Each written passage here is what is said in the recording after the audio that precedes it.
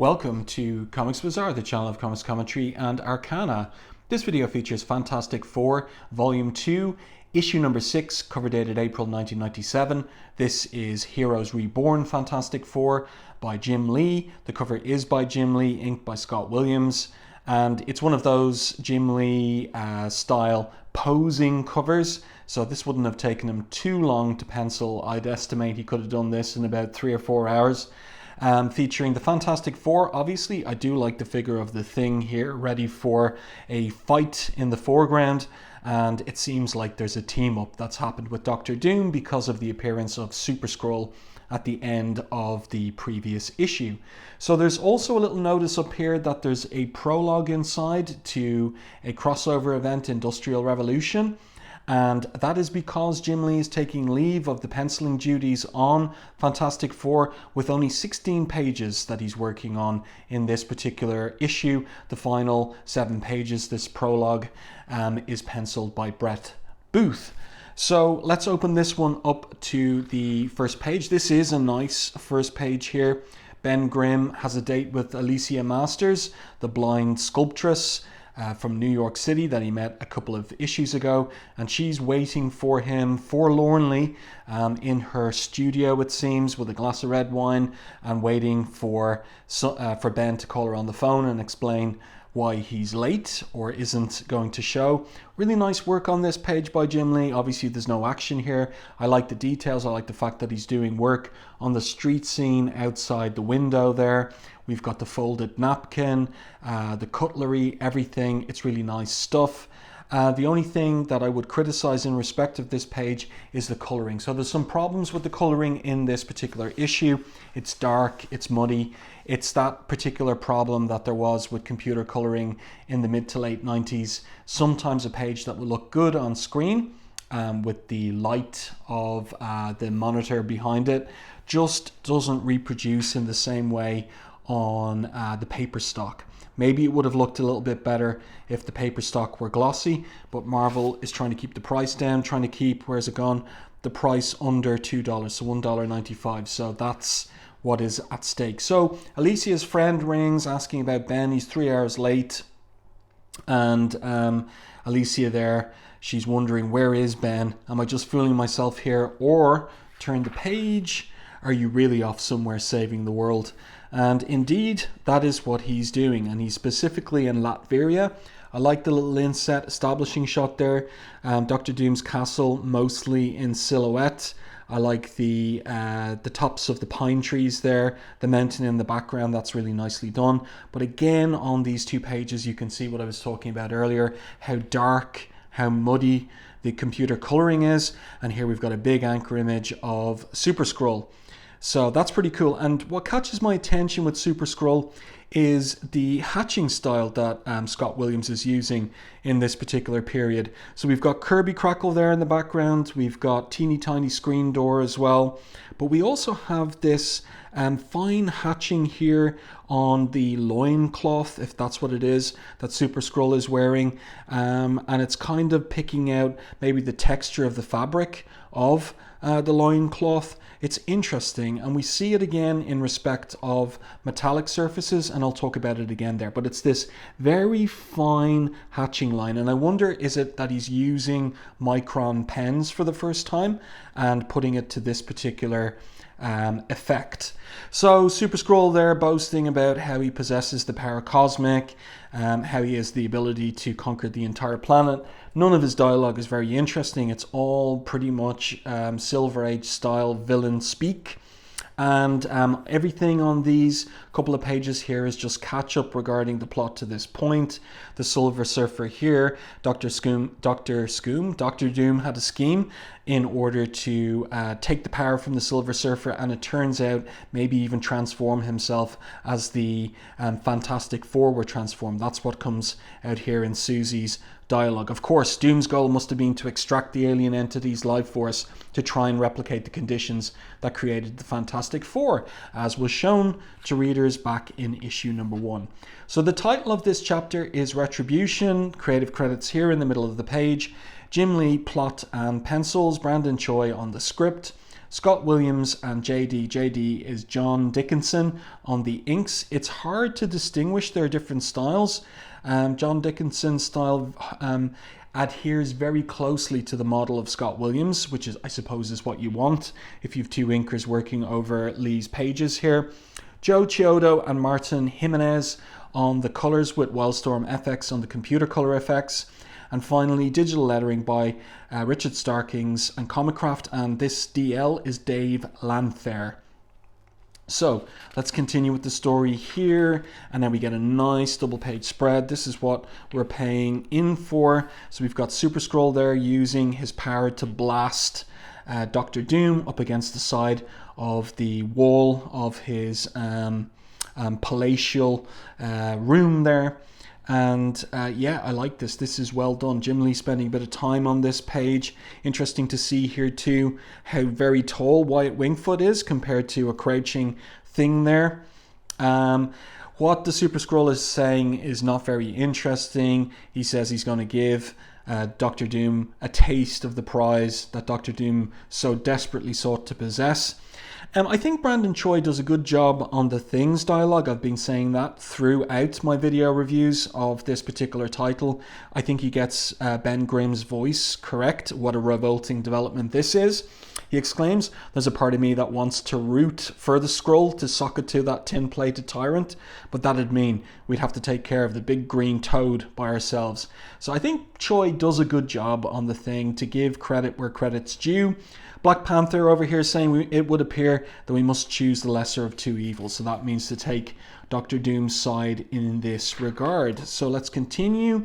We get an anchor image here of Dr. Doom letting rip with a blast against the Super-Skrull, but the Super-Skrull is able to deflect it because Doom's mechanical devices, as the Skrull boasts, will be destroyed before Doom has the opportunity to do anything. Wyatt Wingfoot there saying, "Dr. Richards, if the source of the Skrull's superpower is that other alien entity's life force, then we've all got to work together with Doom to find a way to transfer that energy back to the host." So that's what the rest of the story is going to be about pretty much. So we've got three big panels here, more or less horizontal, with Super-Skrull attacking Doom there. Doom shields overloading. That's a nice image. I like the flexing of the fingers there on the hand of the Skrull. I like the way that he's turning his head there, looking over his shoulder at Reed Richards. And Reed Richards saying, "Who are you? What is all this about?" So in classic supervillain fashion, we're going to get an explanation. The Super-Skrull pauses and says, "A simple emotion, one that even you humans are capable of grasping. This is about revenge." So we're going to get some backstory here. Retribution against the one known throughout the stars as the Silver Surfer. He's the sworn enemy of every Skrull, for he is the harbinger of death to the entire living universe, the accursed herald. And we're expecting, those of us who are familiar with the Silver Surfer and the original Fantastic Four, a vision of Jim Lee's design for Galactus. Let's turn the page, get past these advertisements here as well, and there we go.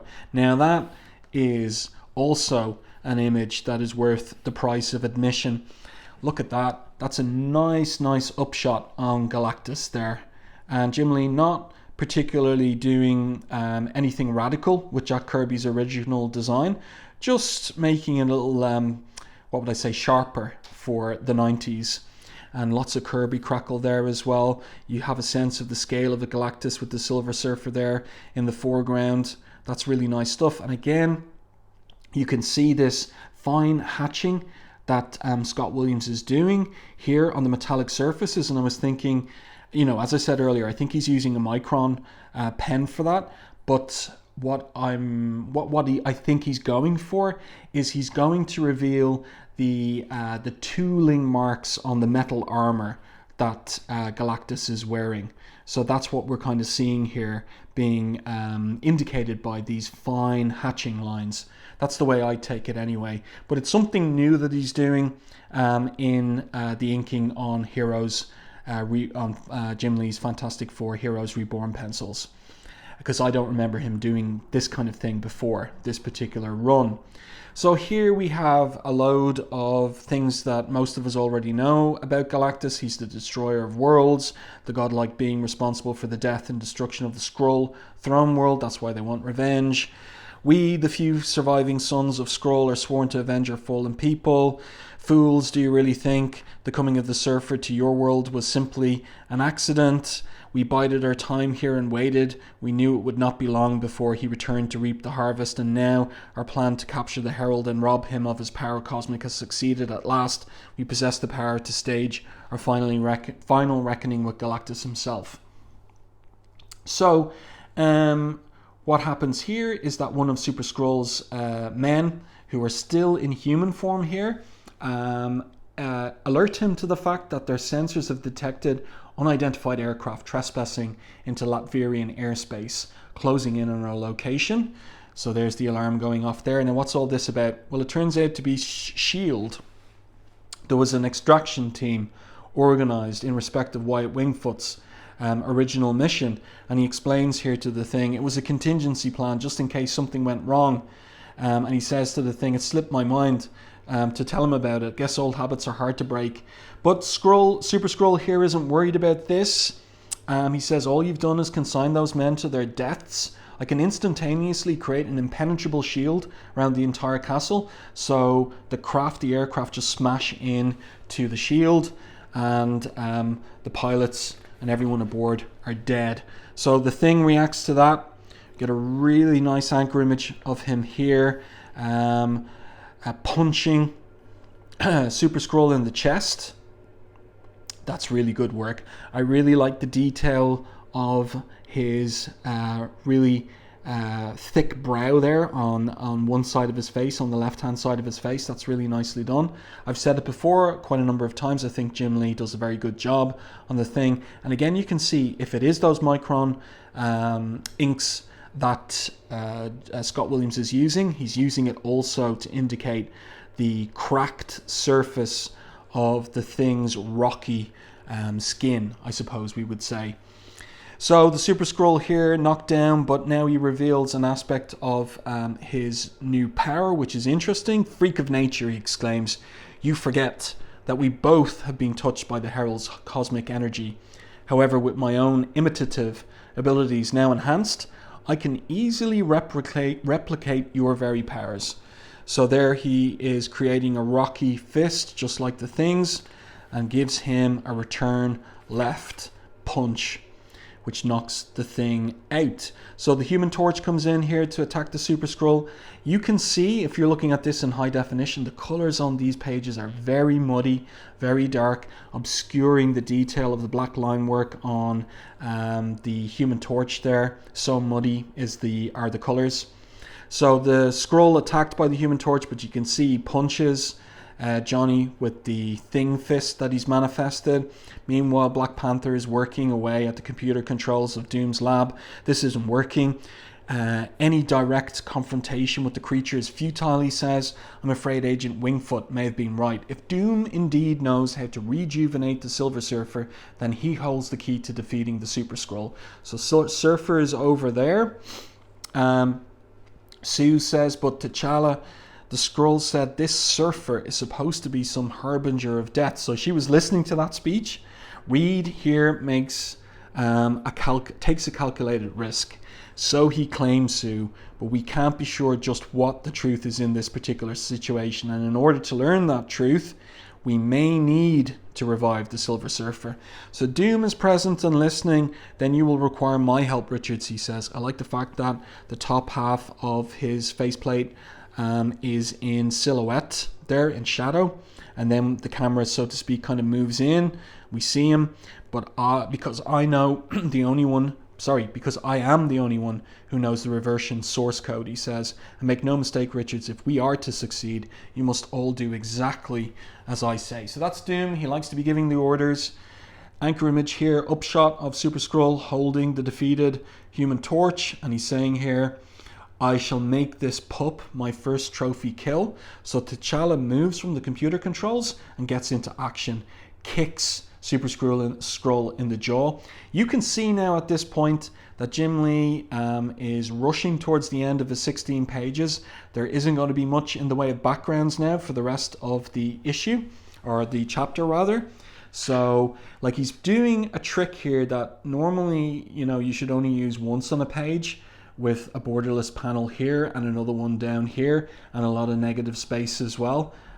He's getting away with it, but he is saving time by doing this. Super-Skrull here, exclaiming, boasting, "I want your death." T'Challa unmoved, "It will take far more than just your haughty words," he exclaims. So the Skrull attacks him, and it's all been a distraction for Sue, as Sue indicates here. "Good work, T'Challa. I'll take it from here." So now she's going to use her force field to redirect the Skrull's energy blast into the Silver Surfer. Notice that we've got all horizontal panels here. Another thing, again, if you're looking at this in high definition, the hatching and cross-hatching here on Sue's posterior and thigh there, it's really, really well done, really finely done. It's just a pity that the colouring is so muddy here that you can't see, but a lot of work going into that hatching and cross-hatching, and it looks well on the lower part of her body. So the energy hits the Silver Surfer, lots of Kirby crackle around, "Too much feedback," exclaims Sue. Reed is concerned about her over here at the computer controls. And Doom, typical fashion, he orders Reed, "Forget her, Richards. Keep your focus on the task at hand. This is no time to play the lovesick fool, not when all our lives are in jeopardy." And Reed, I like the way he responds. He basically smartly says to Dr. Doom, "Shut up, Victor. I know it has to be done. According to my readings, the transference is complete," and then some blah-de-blah about acceptable energy levels. So we're going to see the Silver Surfer emerging from the machine. He's freed from the machine. He's got a portion of his cosmic power back. I like here, again, it's another time-saving device, but we see Reed and Doom in the foreground. They're mostly in silhouette, just the top of Reed's ear there, and catching a little bit of light. And I like the way that Jim Lee has rendered the cowl of Dr. Doom's cloak there over his head. That's all nicely done. Let's turn the page, continue with the story, and there is the Silver Surfer up and about and standing in the midst of this smoke and Kirby crackle all around his fist there. Now, he's just kind of standing up straight. It's not the most dynamic looking pose that Jim Lee could have done. What does the Silver Surfer have to say? "Greetings, Earthlings. I am the Silver Surfer, Herald of Galactus." Well, we heard all of that already, so that's just repetition. Super-Skrull here looks bestial in his response. "Hear me, Deathbringer," the Super-Skrull exclaims. "I, Kl'rt, warrior of the Galactic Skrull Empire, challenge you to mortal combat. You and your master are responsible for the destruction of the Skrull throne world, but today, we, the surviving brethren of Skrull, will exact our revenge." He's got more to say about that, about destroying the Surfer. Surfer responds very calmly, "What you possess, Skrull, is nothing more than a pale reflection of my life force, much as I am but a mere shadow of the power incarnate that is Galactus. You cannot hope to defeat me." So we've got two panels here where they face off against each other in three-quarter profile. I like the upshot lighting, the purple lighting on the Skrull. Green and purple go together very well. They're very complementary colors. And so here they are blasting at each other with their respective powers. And the Super-Skrull boasting, "Then I'll destroy the both of you," that is Silver Surfer and Galactus. And now you can see, you know, Jim Lee rushing to the end of this. Zero backgrounds here on this page. The figures mostly in silhouette. That is a time-saving device. But they all read, we know exactly who they are. The Human Torch, Sue, the Black Panther, and I suppose we have to assume that this is Wyatt Wingfoot over there, and Dr. Doom. They're racing away from the energy that's been thrown out by the fight between the Surfer and the Silver Skrull. But there's another problem. Doom says here, "My sensors tell me that the massive energy fluctuations have ruptured the containment walls of the fusion reactor located underneath the castle." So there's a nuclear reactor underneath Doom's castle, and the containment walls have been ruptured. So that's not good. Even as we speak, the core is about to breach, says Doom. Good Lord, exclaims Reed Richards. What can we do? And this is interesting. Doom basically pridefully responds, we? This is where you are left to your own devices, Richards. I must do what I can to salvage the reactor core, but should a single innocent Latvian die today, I will hold you and the other members of Fantastic Four personally responsible. I do like the way that every time Doom has caused some problem himself, he projects the blame for it onto someone else. He's always doing that with Reed Richards, and I think Brandon Choi gets that correct in terms of the characterization of Doom. So I think the characters that he does well with so far are The Thing and Dr. Doom. I think he's writing them and their dialogue well. So off go the Fantastic Four with kind of riding on Reed's stretchy elastic form there. It's interesting. Hang on, everyone, exclaims Reed. The castle's collapsing all around us. And this is the last page. So it's a quick wrap up here. Again, you can see more of the figures in silhouette. A time-saving device by Jim Lee. The castle collapses. Johnny asks Reed, do you think Doom shut down the reactor? Because where is the big explosion? Though it's possible, I doubt that even Victor could have done it so quickly, says Reed. I think there may be more powerful forces at work here.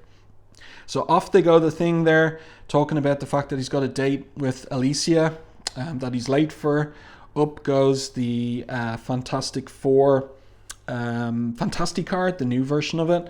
Whoosh, off it goes. Silver Surfer there, standing atop the hill on which the castle formerly stood. Just moments earlier, the silvery humanoid sealed the breached containment walls of the fusion reactor. So it was Silver Surfer did it. It only seemed fair. After all, the humans did save his life. Of all the beings he's encountered in his travels throughout the galaxy, they were the first to show him compassion. It is an observation that gives the Silver Surfer pause. No, they just needed your help against the Super-Skrull. It wasn't really about compassion, it was about survival. There we go. That's the end of Jim Lee's contribution to Heroes Reborn Fantastic Four in terms of the art duties, because he hands that over to Brett Booth. So this little prologue for Industrial Revolution is penciled by Brett Booth, inked by Tom McWeeny, and very interesting too, the story is all by Scott Lobdell. So Lobdell getting hired now by Jim Lee to help him out with Heroes Reborn, and doing a much better job on the script than Brandon Choi. So you can see it even here in the third person narration. Soon, miles from the ruined site of Castle Doom in a considerably smaller secondary facility, while lesser men may consider the past 24 hours something of a disaster, Victor Von Doom is not a lesser man. In the ever-burning blackness that is his heart, he knows victory is always a whisper away. That's so much better than anything that Brandon Choi was writing. Just Lobdell has got a better skill with words. Not as good as Chris Claremont in my estimation, or Alan Moore, for example, but he's pretty decent at it. So, Doom here, one of his robotic servitors comes up to him, annoying him, and Doom says, but you've 60 seconds before you self-destruct. Punishment for having interrupted me. So the robotic creature basically explains itself. We've picked up a broadcast from the United States and thought you should see it. So Doom is taken aback. Such destruction, such power, how?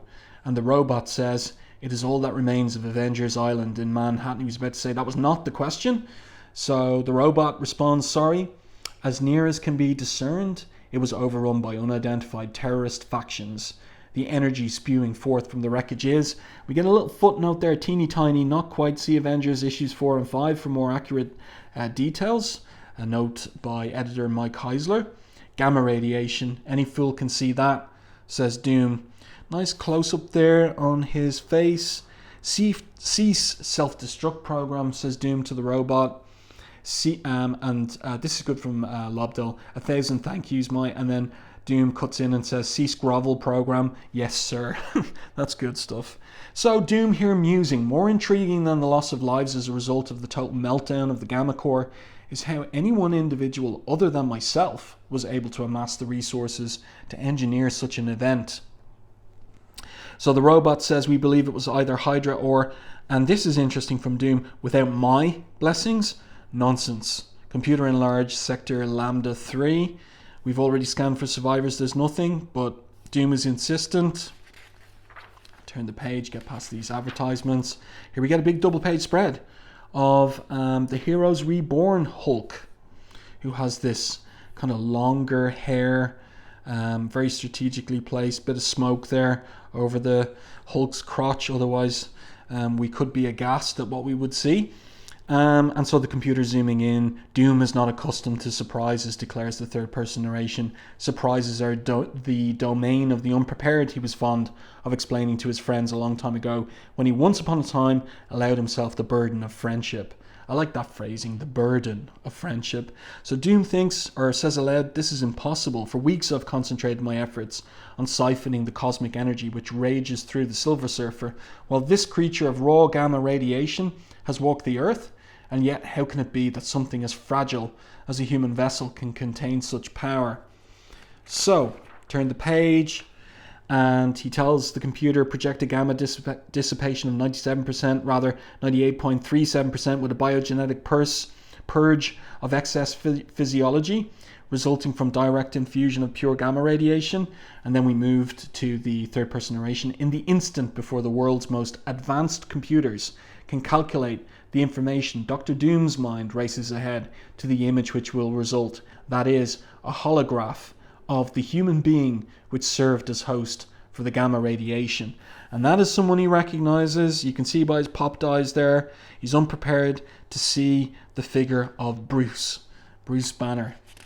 So now we're going to get a flashback here, but look at the coloring again. It's so dark and muddy. It really is obscuring the artwork here. The black line artwork makes it hard to read. So memories occurred to Dr. Doom. He remembers the Atomic Knights of the Round Table, what Ben called the Legion of Eggheads. And here is Doom talking to Bruce Banner.